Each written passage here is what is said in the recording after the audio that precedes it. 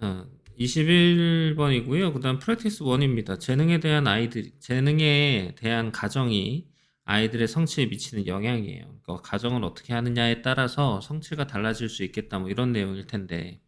첫 번째 문장이 이제 when으로 시작합니다. 그러면 이제 예시로 시작을 해요. 그럼 S라 그랬죠. specific statement는 일반화를 해주면 얘가 주제가 될 확률이 높아지는데, 일반화에서 가장 중요한 건 중심 소재를 뽑을 수 있느냐 없느냐입니다. 근데 우리는 첫 번째 문장에서 중심 소재를 꼭 뽑아야 돼요. 그게 다거든요. 그럼 재능이 역할을 한다 그랬으니까 이제 재능에 관련된 이야기를 할 겁니다. 그죠? 그 다음에 뭐 사람들이 얼마나 잘할 수 있느냐에 대해 어떤 결정적인 역할을 한다고 가정을 하잖아요. 그럼 그 가정은 특정한 결정과 행동으로 향하게 한다라는 거예요. 그래서 그것의 결정을 보고 행동을 보고 이제 우리가 가정을 하겠다라고 얘기를 하는 거죠. 여기 있는 문장들을 좀 여러 번 볼 것을 저는 추천을 합니다. 도대체 무슨 말을 하는 거냐 라는 부분에 대해서 이제 우리는 고민을 해봐야 된다는 거죠. 한 개인이 얼마나 기량이 뛰어날 수 있는지에 대해 주된, 심지어는 결정적인 역할을 한다고 사람들이 가정을 해요. 그럼 재능이 기량이 뛰어날 수 있게끔 정말 큰 도움을 준다는 거잖아요. 그러면 그 가정이라는 것은 개인을 특정한 결정과 행동으로 향하게 해요. 그럼 이렇게 가정을 하게 되면 그 결정과 행동을 하게끔 하게도 해요. 이런 뜻인 거죠. 이해됐죠? if가 나왔어요. 예시라고 또 얘기를 했잖아요. 여기서는 이제 사람들이라고 했는데 이제 너라고 얘기했어요. 그러면 되게 많았는데 이제 좁혀준 거죠. 선천적으로 재능을 갖고 있지 않은 사람들이 잘 못해 라고 가정을 하잖아? 그러면 탁월하지 못한 아이들은 다른 것을 하라고 이제 권장이 돼요. 그러면 지금 첫 번째 문장과 두 번째 문장은 같아야 된다 그랬죠? 그러니 어떤 결정과 행동을 하게 한다라는 것은 다른 것을 하게 한다라는 말과 같은 말이 될 거예요. 이제 이해가 되죠? 그럼 서투른 애들은 스포츠에서 밀려나요.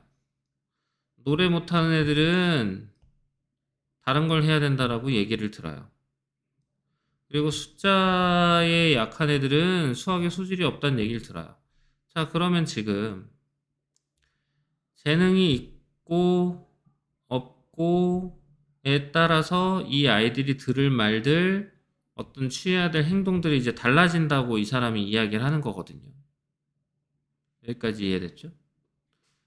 그러면 놀랄 것도 없이 정말 이 예측이 현실이 되는 겁니다. 실현이 돼요. 그래서 스포츠를 잊으라는 말을 들은 애는 절대 잘할 수 없죠.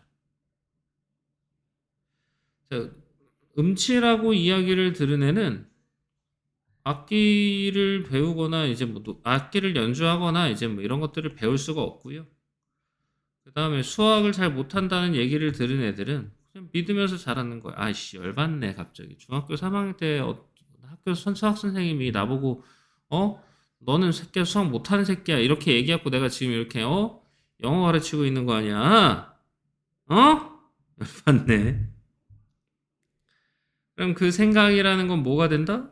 자기 충족적이 된다라는 거죠. 그러면 제한이 있다라는 겁니다. 결국에는.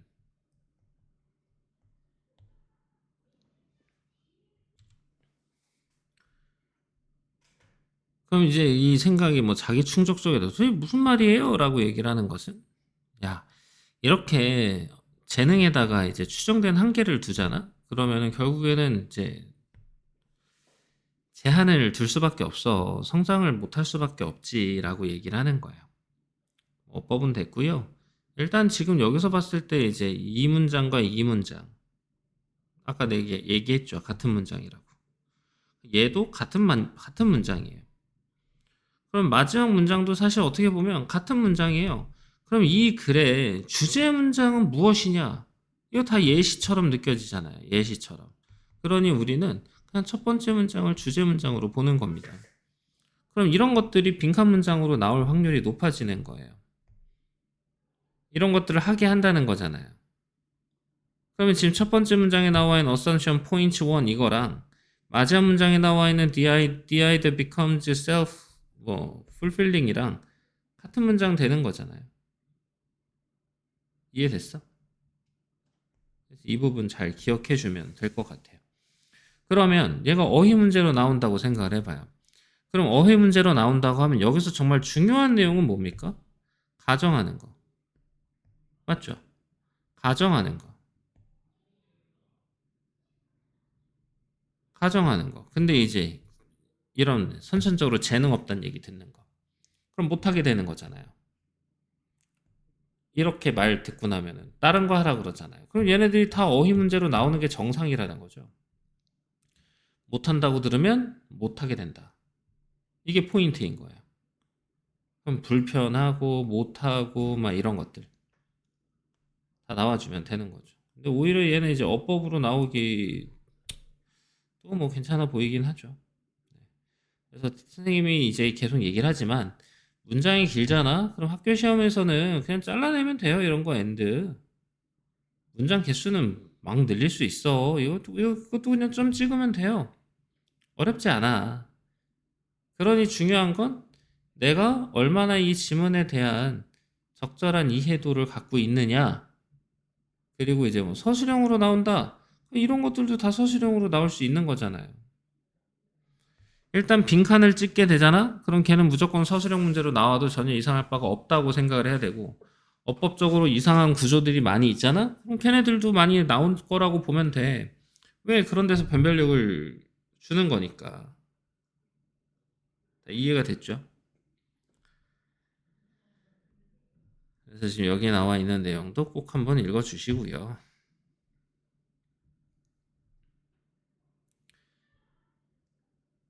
21강이 이제 2번입니다. 진심에서 우러나온 브랜드 스토리텔링의 힘. 자, 우리는요, 이제 연결의 시대에 살고 있잖아요.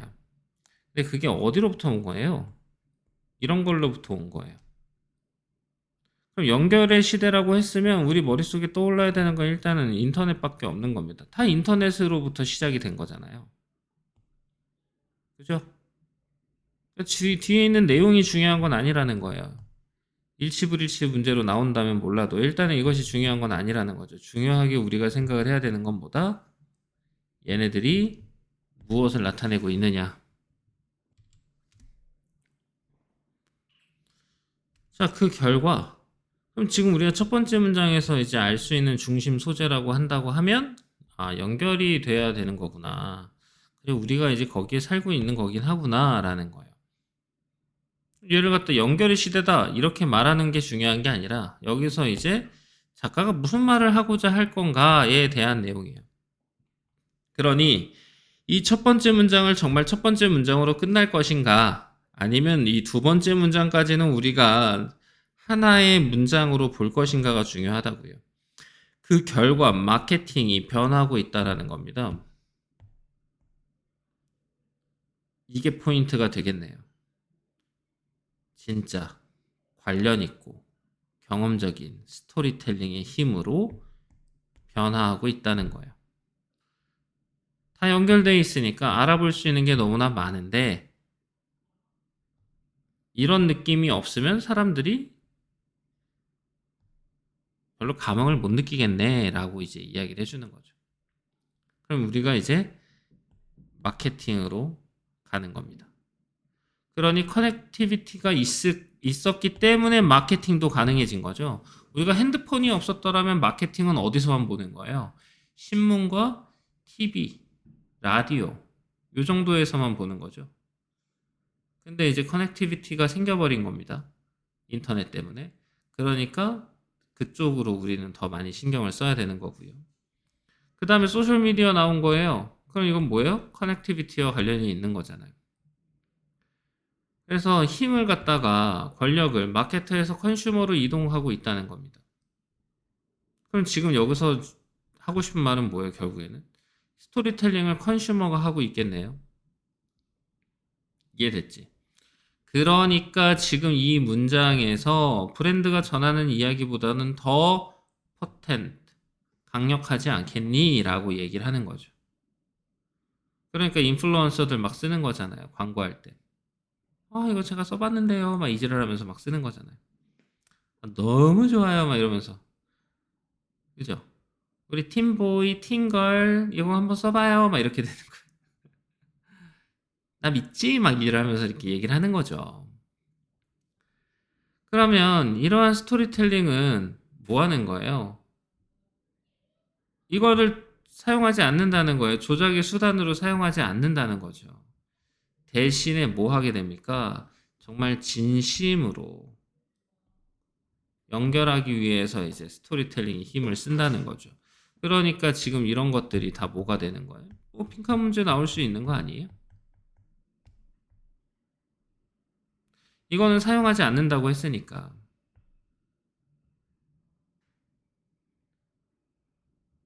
뭐로? 조작의 수단으로는. 그런데 얘네들이 뭐 해주는 거야? 더 연결시켜 준다는 거잖아요. 그게 이제 진실한 이제 스토리텔링에 대한 이야기가 되는 거죠.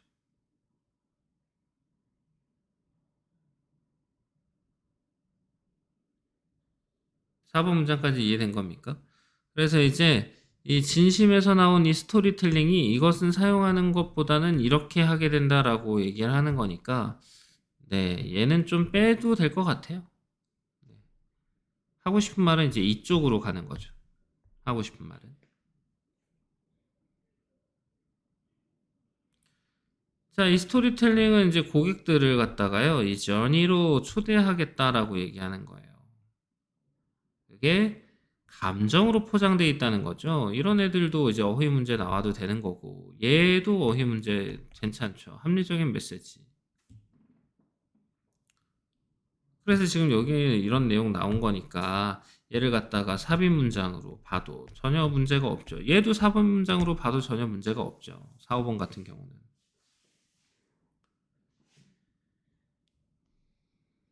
잘 전달된 이야기는 뭐 하게 돼요? 주의를 끌잖아요. 그리고 긴장감도 유지하게 되고요. 보상하게 돼요. 감정적 경험으로 이제 보상을 하게 된다는 겁니다. 그럼 이제 well told story는 뭐예요? authentic storytelling이 되는 거고. 계속 이제 이것과 관련된 내용들이 나오고 있는 거예요. 그럼 잘 전달된 브랜드 스토리는 뭐예요? well told story가 되는 거죠. 그래서 캐릭터를 사용하는데 그 캐릭터의 눈이 뭐야? 세상을 바라본다는 거잖아요.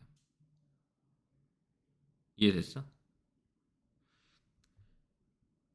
전치사 관계대명사 완전한 절이 아니에요, 이거. 얘가 소유격 관계대명사잖아요. 뒤에다가 이제 명사를 쓰는 거예요. 그래서 전치사랑 이제 whose까지 is까지 합쳐서 완전한 문장이라고 봐야 되는 거예요.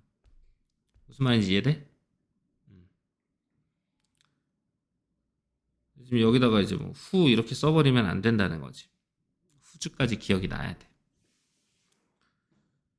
잘 전달된 이제 브랜드 이야기는 고객들이 세상을 볼 수 있는 그 눈을 통해서 캐릭터를 사용을 하고 그 다음에 이제 공감할 수 있는 캐릭터를 사용을 하고 알겠죠? 그러니까 이제 고객이라는 것은 캐릭터에겐 공감할 수 있어요 라고 얘기를 하는 거죠. relate to도 잘 기억하세요. 공감하는 겁니다.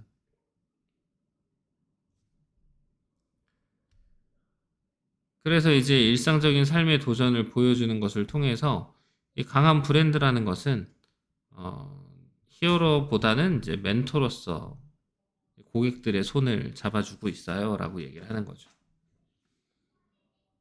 9문장이나 되는데 아까 선생님이 이제 삽입 문장도 얘기를 해드렸고 제 같은 경우는 뭐 순서로 가는 것도 나쁘지 않죠. 순서로 가는 것도 전혀 상관없고, 그 다음에 얘 빈칸 문장으로 보는 것도 괜찮죠. 그래서 일단은 함의추론 같은 경우는 기본적으로는 이제 함의추론된 문장을 왜 빈칸으로 넣어도 괜찮아요 라고 생각해도 된다는 겁니다. 이해됐지? 정말 이제 이 글의 주제 문장은 무엇입니까? 라고 했을 때, 주제 문장이라고 했을 때, 사실 이제 4번 문장, 어떻게 보면은 정확하게 딱 주제 문장이 무엇인지 몰라도 상관없거든요. 중심 소재는 뭐가 되는 거예요? 그래서 진실된 이야기, 되게 많은 영향을 준다. 이거 내가 지금 제일 걱정하는 건 너희들이 단어를 외우지 않는 아이들을 제일 걱정을 하죠. 왜냐면 그냥 영어 뜻을 모르니까 해석이 자유롭지가 못하잖아요. 해석이 자유롭지가 못한데 좀 문제를 풀 때 좀 괴롭죠. 단어를 좀 외워줘라. 모르는 단어 있는 거 자랑 아니다. 그래서 지금 여기에 요약도 잘 기억해 주시고요.